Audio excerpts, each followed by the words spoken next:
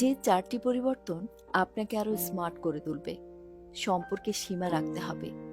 বিষয়টি নিয়ে হয়তো আপনাকে কেউ কখনো বলেনি। সেটি হলো, মানুষ আপনার সঙ্গে তেমন আচরণই করবে যেমনটা আপনি তাদেরকে অনুমতি দেন। যদি কেউ একটা সীমা অতিক্রম করতে থাকে আর আপনি চুপ করে থাকেন, তাহলে সে ভাববে যে সেই সীমার অস্তিত্ব নেই। সীমা নির্ধারণ করার অর্থ এই নয় যে কেউ আপনাকে কিছু বলতে পারবে না, বরং এর অর্থ হলো কতটুকু বলতে পারবে সে সম্পর্কে জানা। যদি মনে হয় যে আপনি পিছিয়ে পড়ছেন, তাহলে কি নিয়ন্ত্রণ করতে পারেন তা লিখে রাখার চেষ্টা করুন।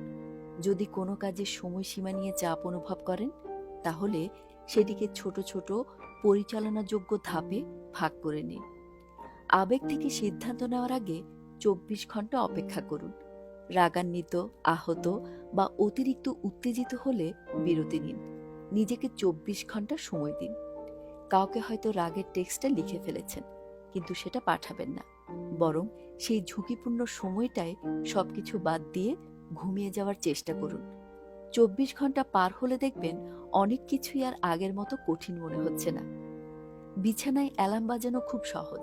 আপনার অর্ধ ঘুমন্ত মস্তিষ্ক আপনাকে বিশ্বাস করায় যে আরো 5 মিনিট ঘুমালে এমন কিছু ক্ষতি হবে না। অথচ উঠতে উঠতে ঠিকই মিনিট 40 দেরি হয়ে যায়। কিন্তু বাথরুমে অ্যালার্ম সেট করতে পারেন। এতে কি হবে? আপনি চাইলেও অ্যালার্ম বন্ধ করে ঘুমিয়ে যেতে পারবেন না। তখন উঠে বাথরুমে যেতেই হবে। এভাবে আপনার দিনের শুরুটা সঠিক সময়ে করা সম্ভব হবে।